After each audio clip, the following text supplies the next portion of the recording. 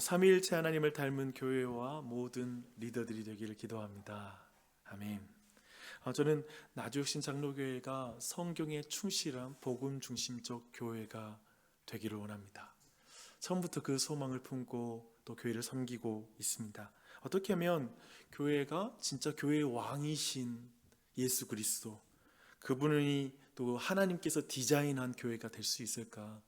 우리가 사실은 이 교회에 대한 고민이 참 많은데, 어떻게 하면 우리가 이렇게 한 몸이 되어서 진짜 이 땅에서 정말 좋은 건강한 교회, 하나님을 닮은 교회를 세울 수 있을까라는 건 우리의 깊은 고민인 것 같습니다. 사도들이 그랬던 것처럼 그런 의미에서 목사로서는 정말 말씀과 기도에 전무해야 되는 점 있습니다. 충실해야 되는 것 같아요. 조금은 어렵게 와닿을지 모르지만 특별히 삼위일체 하나님이 교회와 리더에 대한 그 성경의 가르침, 바로 곧 교회론과 직분론의 저는 최상의 모델이라고 생각합니다. 그래서 우리는 삼위일체 하나님을 주목할 필요가 있습니다.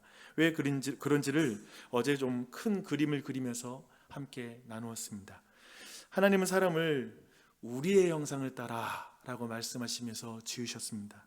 교회도 삼위일체 하나님의 형상을 따라 지음을 받았습니다. 그래서 성경은 교회를 그리스도의 몸이라고 그래요. 그리고 성령의 전이라고 그러죠. 그렇죠? 하나님이 거하시는 전이죠. 따라서 교회의 본질과 질서는 삼위일체 하나님의 존재 방식을 반영해야 되는 것이 바로 교회의 모습입니다. 어제 우리는 새 위격이 다르듯이 하나님이 사람을 여자와 남자로 지어졌고, 특별히 교회도 은사 직분이 다양하다라는 것을 함께 살펴보았습니다. 다양성이죠. 그리고 이 새 위격이 본질에서 하나이듯 교회도 다양한 직분과 은사가 한 주, 한 성령 안에서 한 몸인 것을 함께 살펴보았습니다. 통일성입니다. 어떻게 다양성이 통일성으로 될까?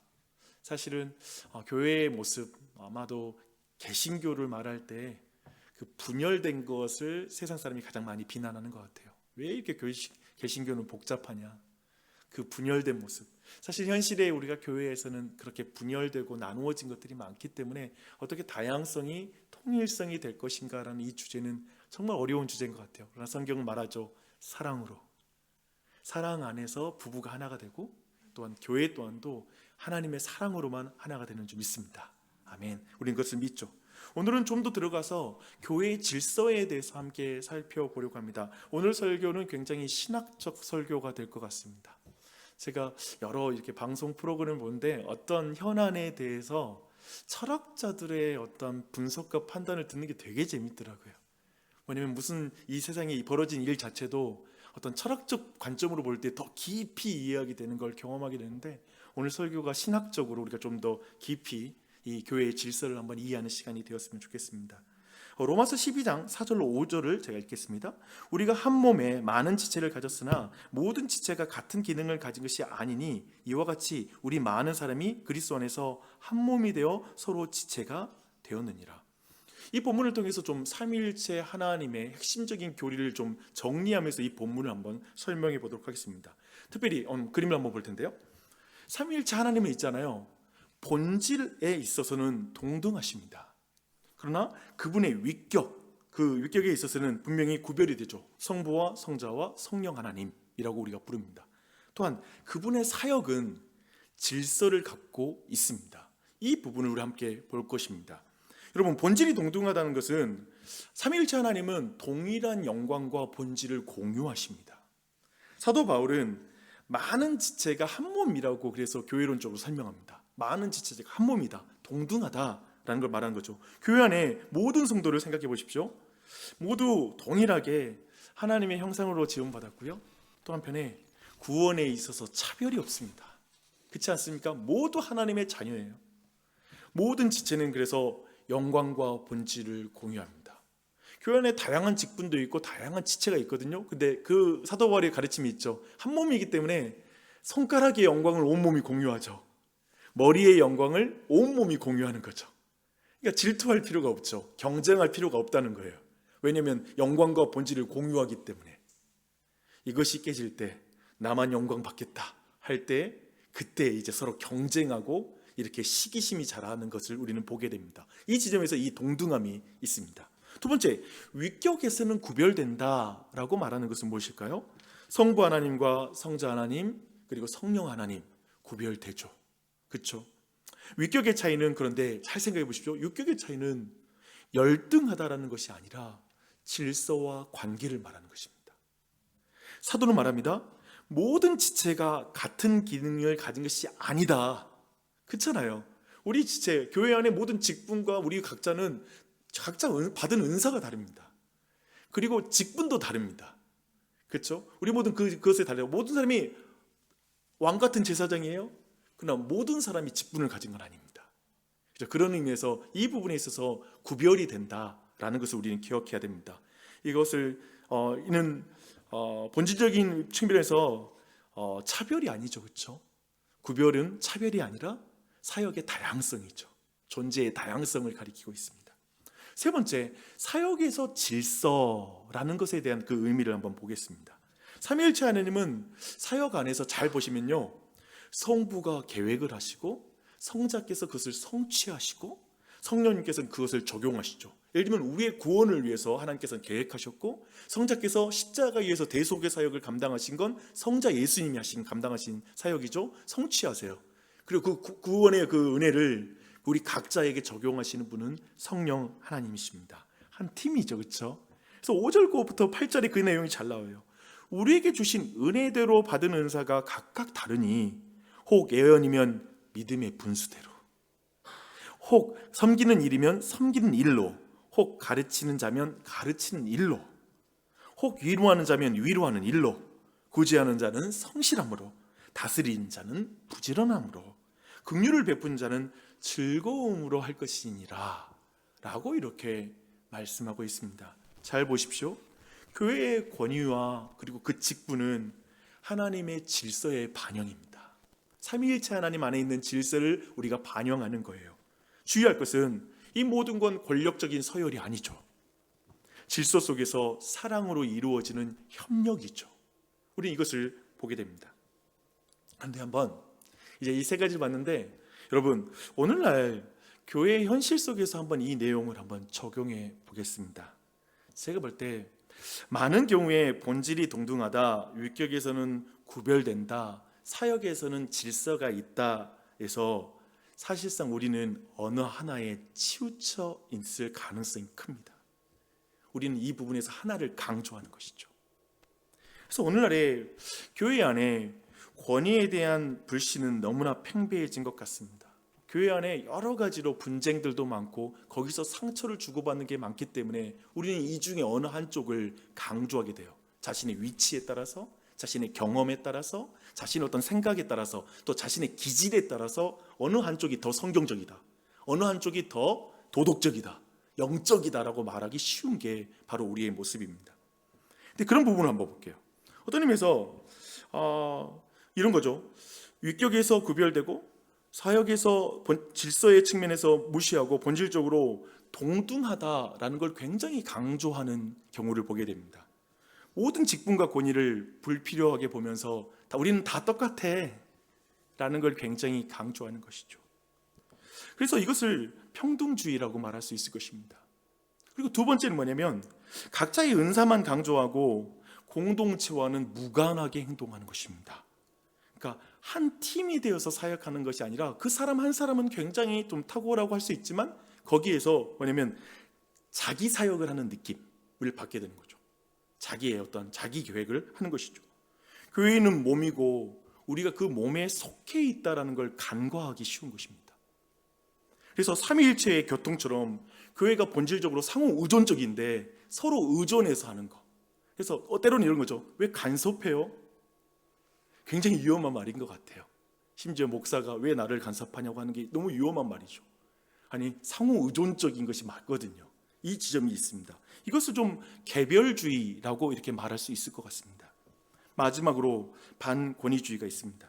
교회의 질서를 권력과 억압으로 보고 거부하는 경우입니다. 교회 안에 질서가 있잖아요. 근데 그것을 그냥 권위, 어떤 억압, 그리고 힘으로만 그걸 생각하는 것입니다. 예를 들면 직분자 당회가 말하는 것이 권력적인 억압으로 느껴지는 것입니다. 왜 이걸 당회에서 이야기해? 이거 위에서 떨어지는 이야기야? 명령이야? 라는 이런 식의 반응이 우리 안에 올라오는 것입니다. 권위는 그러나 억압적 권력이 아니라 섬김과 보호의 구조인 것을 놓치는 것이죠. 그래서 반권위주의적인 성향을 띠게 됩니다. 그러나 성자가 성부께 복종하지만 본질적으로 열등하지 않잖아요. 어제 우리가 말했죠. 돕는 배필은 열등한 존재가 아닙니다. 여자는 열등한 존재가 아닌 것이죠. 그렇죠? 그 지점인 것입니다. 교회에 한 권위도 본질적 우열이 아니라 사랑의 순종과 협력인 것입니다. 그래서 우리는 그런 의미에서 이 내용을 쭉 살펴봤을 때 우리 모두가 꿈꾸는 것은 사랑 안에 있는 질서가 있는 공동체를 소망하게 되죠. 여러분 얼마나 아름답겠습니까? 어제 나눴잖아요. 어제 나눴던 메시지는 그건 것 같아요. 결국 우리는 교회로 모여서 삼위일체 하나님을 닮아가는 게 목적입니다. 그리고 이 세상 앞에 사랑 안에 하나가 됨으로 그리고 아름다운 질서와 그리고 다양성이 있지만 질서가 있는 그리고 하나됨을 통해서 세상 가운데 하나님이 사랑이신 것을 드러내는 것, 그게 교회의 사명인 줄 믿습니다. 성부와 성자 성령은 같은 본질을 가지실 때 그 역할을 나누어 일하심으로 누구도 우열이 없으나 기꺼이 서로를 높이며 사랑으로 순복하는 그런 주님이듯이 그런 교회가 되는 것, 그게 바로 우리가 꿈꾸는 교회인 것이죠. 저는 그게 성경적이라고 믿어요. 믿으십니까? 이런 동의가 너무 중요해요. 우리는 그것이 성경적이라고 믿습니다. 이것은 억압이 아니라 사랑의 기초 위에 세워진 자발적인 질서입니다. 자발적 질서. 삼위 하나님 사이에는 자발적 질서가 존재하는 거죠. 교회 또한도 자발적 질서가 존재하는 것입니다. 그래서 삼위일체 하나님의 성품을 교회가 닮아가는 것입니다. 그러니까 제가 보는 거 뭐냐면 근본적으로 이런 모든 것들이 교회 안에 질서가 있고 수없이 많은 거 안에서 그 안에서 우리는 삼위일체 하나님을 닮아가게 돼 있어요. 혼자 우리가 똑 떨어져서 하나님을 닮아가는 게 아니라 우리가 보는 교회, 어떤 의미에서 우리가 경험하고 있는 교회 현장에서 이 모든 질서를 존중하는 법, 그리고 여러 가지 아까 말했던 대로 삼위일체 하나님을 그 가운데 이해해 나가면서 우리가 닮아가게 되는 것이죠. 그런 의미에서 이 부분에 있어서 우리는 마귀가 가만두지 않는다라는 것을 잘 알고 있죠. 이걸 깨는 것 같아요. 동등함만 강조하면 평등주의가 되고, 그렇게 되면 사역의 질서가 무너져 버리죠. 구별만 강조하면 다양성과 통일성을 해칩니다. 그냥 개별적으로 따로따로 노는 교회가 돼요. 질서만 강조하면 다양성을 부정하고 권위주의가 됩니다. 그렇죠? 고린도 교회를 보면 찬찬히 보면 그래요. 결국 자기 자신의 은사를 자랑하고 시기하고 질투하고 그 모든 것 가운데 교회가 아주 이렇게 여러 가지로 분열되고 나누어지고 그 가운데 하나님의 교회가 정말 많은 아픔을 경험한 걸 우리는 보게 됩니다. 그런 의미에서 오늘 말씀은 우리 모두에게 뭘 말할까, 오늘 로마서는 뭘 말할까 했을 때 저는 이건 것 같아요. 3절 말씀을 보십시오. 내게 주신 은혜로 말미암아 너희 각 사람에게 말하노니 마땅히 생각할 그 이상의 생각을 품지 말고 오직 하나님께서 각 사람에게 나누어 주신 믿음의 분량대로 지혜롭게 생각하라. 지난 주일에 봤던 지혜롭다라는 표현이 여기 있네요. 믿음의 분량대로 지혜롭게 생각하라 라고 말하고 나서 각자 주신 은혜대로 받은 은사대로 라고 말하는 부분이 나와 있습니다. 근데 저는 이 부분 마땅히 생각할 그 이상의 생각을 품지 말아라 라는 것, 그리고 믿음의 분량대로, 특별히 이 믿음의 분량대로에 대한 정확한 해석은 뭐냐면 우리가 뭘 믿죠? 나의 행위가 아니라 예수 그리스도의 행함으로 말미암아 구원받았다는 걸 믿죠. 그렇죠?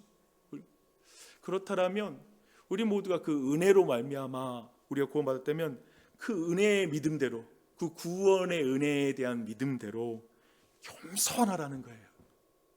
겸손하게 은혜의 기준으로 자신을 보고 다른 사람을 보며 그 가운데 함께 하나님의 몸된 교회를 세워나가라는 말입니다.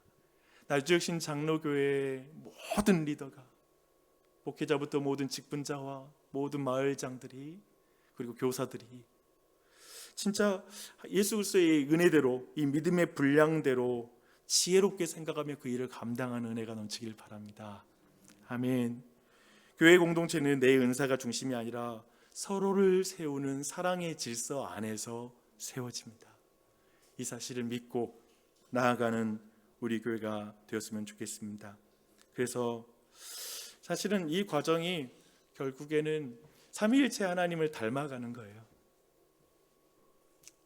진짜 저는 다른 목적이 없습니다. 우리가 모인 목적은 교회를 통해서 삼위일체 하나님을 닮아가는 것.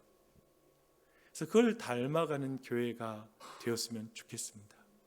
오늘날 이 부분, 오늘 나눴던 부분을 나중에 한번 곱씹어 보시면서 사실 이 주제는 굉장히 많은 생각을 갖게 할 것입니다. 기도하도록 하겠습니다.